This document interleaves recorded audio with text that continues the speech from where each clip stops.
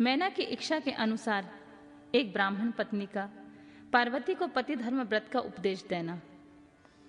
ब्रह्मा जी कहते हैं, नारद, तदनंतर सप्तर्षियों ने हिमालय से कहा, गिरिराज, अब आप अपनी पुत्री पार्वती देवी की यात्रा का उचित प्रबंध करें। मुनीश्वर, यह सुनकर पार्वती के भावी विरह का अनुभव करके गिरिराज कुछ काल तक अधिक प्रेम के कारण विषाद में डूब गए। कुछ देर बाद सचेत हो शैलराज ने तथास्तु कहकर मैना को संदेश दिया। मुनि हिमवान का संदेश पाकर हर्ष और शोक के वशीभूत हुई मैना पार्वती को विदा करने के लिए उद्यत हुई। शैलराज की प्यारी पत्नी मैना ने विधि पूर्वक वैदिक एवं लौकिक कुलाचार का पालन किया और उस समय नाना प्रकार के उत्सव मनाए। फिर उन्होंने नाना प्रकार के रत्न जटित सुंदर वस्त्रों और 12 आभूषणों द्वारा राजोचित श्रृंगार करके पार्वती को विभूषित किया। तत्पश्चात मैना के मनोभाव को जानकर एक सती साध्वी ब्राह्मण पत्नी ने गिरजा को उत्तम पातिव्रत की शिक्षा दी। ब्राह्मण पत्नी बोली, गिरिराज कुमारी, तुम प्रेम पूर्वक यह मेरा वचन सुनो। यह धर्म को बढ़ाने वाला, इहलोक और परलोक में भी आनंद देने वाला तथा श्रोताओं को भी सुख की प्राप्ति कराने वाला है। संसार में पतिव्रता नारी ही धन्य है, दूसरी नहीं। वही विशेष रूप से पूजनीय है। पतिव्रता सब लोगों को पवित्र करने वाली और समस्त पाप राशि को नष्ट कर देने वाली है। शिवे, जो पति को परमेश्वर के समान मानकर प्रेम से उसकी सेवा करती है, वह इस लोक में संपूर्ण भोगों का उपभोग करके अंत में कल्याणमयी गति को पाती है। सावित्री, लोपामुद्रा, अरुंधति, शांडिली, शतरूपा, अनसुईया, लक्ष्मी, स्वधा, सती, संज्ञा, सुमति, श्रद्धा, मैना और स्वाहा, ये तथा और भी बहुत सी स्त्रियां साध्वी कही गई हैं। यहाँ विस्तार भय से उनका नाम नहीं लिया गया है। वे अपने पतिव्रत के बल से ही सब लोगों में पूजनीय तथा ब्रह्मा, विष्णु, शिव एवं मुनीश्वरों की भी मानवीय हो गई हैं।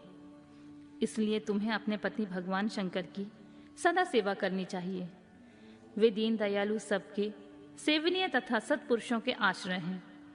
श्रुतियों और स्मृतियों में पतिव्रता धर्म को महान बताया गया है। इसको जैसा श्रेष्ठ बताया जाता है वैसा दूसरा धर्म नहीं है, यह निश्चय पूर्वक कहा जा सकता है। पातिव्रत धर्म में तत्पर रहने वाली स्त्री अपने प्रिय पति को भोजन कर लेने पर ही भोजन करे।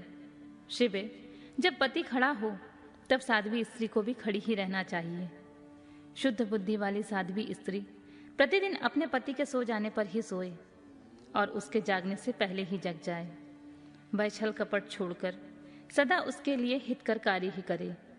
शिवे, साध्वी स्त्री को चाहिए कि जब तक वस्त्र आभूषणों से विभूषित ना हो तब तक वह अपने को पति की दृष्टि के सम्मुख ना लाए। यदि पति किसी कार्य से परदेश गया हो तो उतने दिन उसे कदापि श्रृंगार नहीं करना चाहिए। पतिव्रता स्त्री कभी पति का नाम ना ले। पति के कटु वचन कहने पर भी वह बदले में कड़ी बात ना कहे। पति के बुलाए जाने पर घर के सारे कार्य छोड़कर तुरंत उसके पास चले जाए और हाथ जोड़कर प्रेम से मस्तक झुकाकर पूछे, नाथ, किस लिए आपने इस दासी को बुलाया है? मुझे सेवा के लिए आदेश देकर अपनी कृपा से अनुग्रहित कीजिए। फिर पति जो आदेश दे उसका प्रसन्न हृदय से पालन करे। वह घर के दरवाजे पर देर तक खड़ी ना रहे, दूसरे के घर ना जाए, कोई गोपनीय बात जानकर हर एक के सामने उसे प्रकाशित ना करे। पति के बिना कहे ही उनके लिए पूजन सामग्री स्वयं जुटा दे और उनके हित साधन के यथोचित अवसर की प्रतीक्षा करती रहे। पति की आज्ञा लिए बिना कहीं तीर्थ यात्रा के लिए भी ना जाए। लोगों की भीड़ से भरी हुई सभा या मेले आदि के उत्सवों को देखना वह दूर से ही त्याग दे।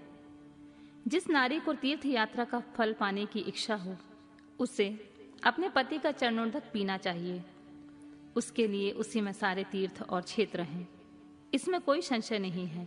पतिव्रता नारी पति के उच्छिष्ट अन्न को आदि को परम भोजन मानकर ग्रहण करे और पति जो कुछ दे उसे महाप्रसाद मानकर शिरोधार्य करे। देवता, पितर, अतिथि, सेवक वर्ग, गौ तथा भिक्षु समुदाय के लिए अन्न का भाग दिए बिना कदापि भोजन न करे। पातिव्रत धर्म में तत्पर रहने वाली गृह देवी को चाहिए कि वह घर की सामग्री को संयत एवं सुरक्षित रखे, गृह कार्य में कुशल हो, सदा प्रसन्न रहे और खर्च की ओर से हाथ खींचे रहे। पति की आज्ञा लिए बिना उपवास व्रत आदि ना करे, अन्यथा उसे उसका कोई फल नहीं मिलता है और परलोक में नरकगामिनी होती है। पति सुखपूर्वक बैठा हो या इच्छा अनुसार क्रीड़ा विनोद अथवा मनोरंजन में लगा हो, उस अवस्था में कोई आंतरिक कार्य आ पड़े तो भी पतिव्रता स्त्री अपने पति को कदापि ना उठाए। पति नपुंसक हो गया हो, दुर्गति में पड़ा हो, रोगी हो, बूढ़ा हो, सुखी हो अथवा दुखी हो, किसी भी दशा में नारी अपने उस एकमात्र पति का उल्लंघन न करे। रजस्वला होने पर वह 3 रात्रि तक पति को अपना मुंह न दिखाए अथवा उससे अलग रहे। जब तक स्नान करके शुद्ध ना हो जाए तब तक अपनी कोई भी बात पति के कानों में ना पड़ने दे।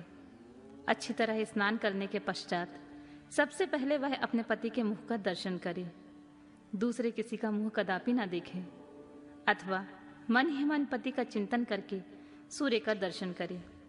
पति की आयु बढ़ने की अभिलाषा रखने वाली पतिव्रता नारी हल्दी, रोली, सिंदूर, काजल आदि, चोली, पान, मांगलिक आभूषण आदि, केशों का संवारना, चोटी गूंथना तथा हाथ कान नाक के आभूषण, इन सबको अपने शरीर से दूर न करे। धोबिन, छिनाल या कुल्टा, सन्यासी और भाग्यहीना स्त्री को वह कभी भी अपनी सखी न बनाए। पति से द्वेष रखने वाली स्त्री का कभी आदर न करे। कहीं अकेली न खड़ी हो, सती स्त्री ओखली, मूसल, झाड़ू, सिल, जात और द्वार के चौखट के नीचे वाली लकड़ी पर कभी न बैठे। मैथुन काल के सिवा वह किसी समय भी अपने पति के सामने धृष्टता ना करे। जिस जिस वस्तु में पति की रुचि हो उससे वह स्वयं भी प्रेम करे। पतिव्रता देवी सदा पति का हित चाहने वाली होती हैं। वह पति के हर्ष में ही हर्ष माने। पति के मुख पर विषाद की छाया देखकर स्वयं भी विषाद में डूब जाए तथा वह प्रियतम पति के प्रति ऐसा बर्ताव करे जिससे वह उन्हें प्यारी लगे। पुण्यात्मा पतिव्रता स्त्री संपत्ति और विपत्ति में पति के लिए एक सी रहे, अपने मन में कभी विकार ना आने दे और सदा धैर्य धारण किए रहे। घी, नमक, तेल आदि के समाप्त हो जाने पर भी पतिव्रता स्त्री पति से सहसा यह ना कहे कि अमुक वस्तु नहीं है। वह पति को कष्ट या चिंता में न डाले।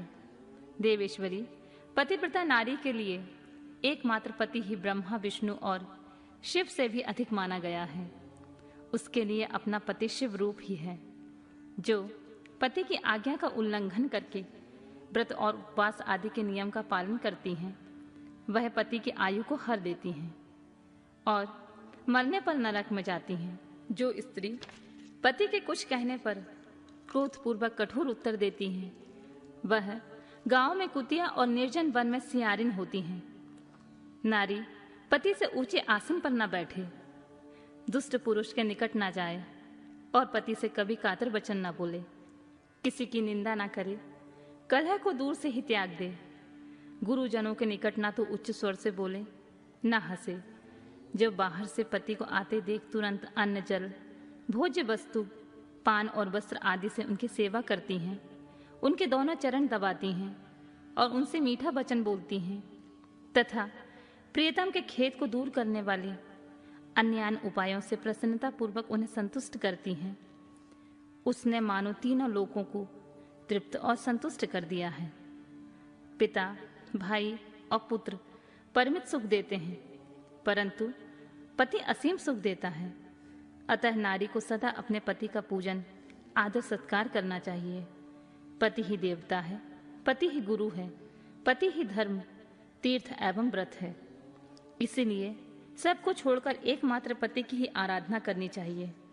जो दुर्बुद्धि नारी अपने पति को त्याग कर एकांत में विचरती है या व्यभिचार करती है, वह वृक्ष के खोखले में शयन करने वाली क्रूर उलूकी होती है।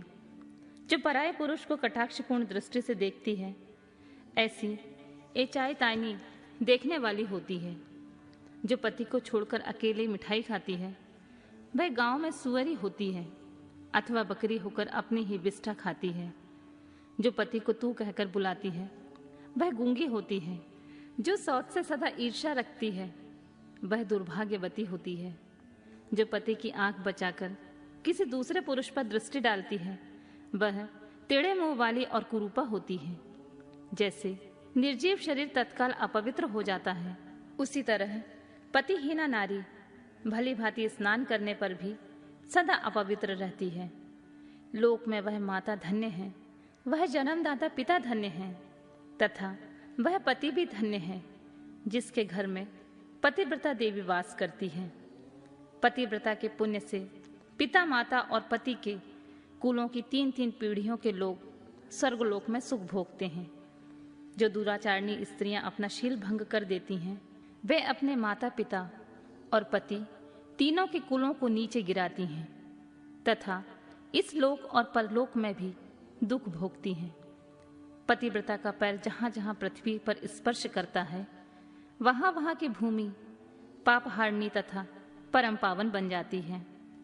भगवान सूर्य, चंद्रमा तथा वायुदेव भी अपने आप को पवित्र करने के लिए पतिव्रता का स्पर्श करते हैं और किसी दृष्टि से नहीं।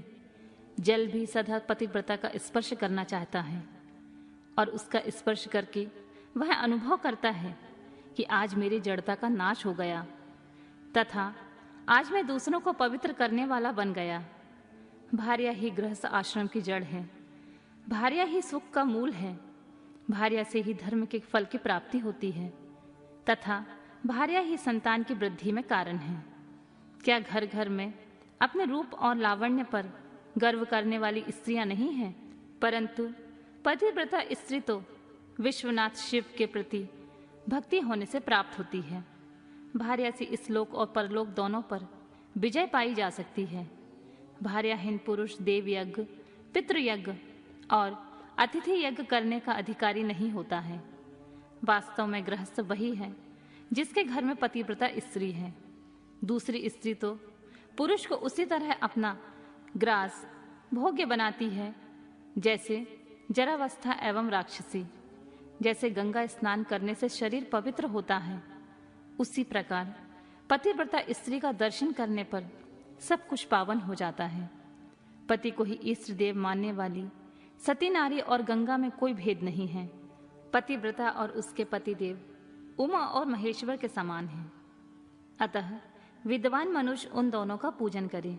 पति प्रणव है और नारी वेद की ऋचा। पति तप है और स्त्री क्षमा। नारी सत्कर्म है और उसका पति फल। शिवे, सती नारी और उसके पति दोनों दंपति धन्य हैं। गिरिराज कुमारी, इस प्रकार मैंने तुमसे पतिव्रत धर्म का वर्णन किया है। अब तुम सावधान हो।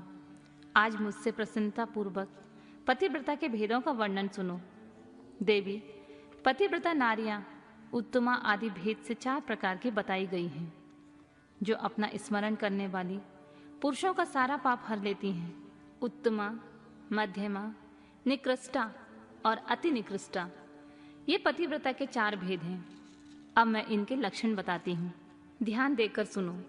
भद्रे, जिसका मन सदा स्वप्न में भी अपने पति को ही देखता है और किसी दूसरे पर पुरुष को नहीं, वह स्त्री उत्तमा या उत्तम श्रेणी की पतिव्रता कही गई है।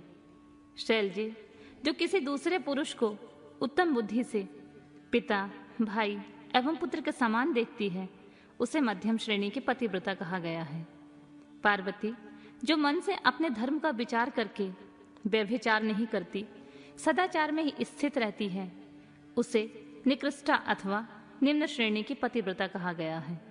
जो पति के भय से तथा कुल में कलंक लगने के डर से व्यभिचार से बचने का प्रयत्न करती है, उसे पूर्व काल के विद्वानों ने अति निकृष्टता अथवा न्यूनतम कोटि की पतिव्रता बताया गया है।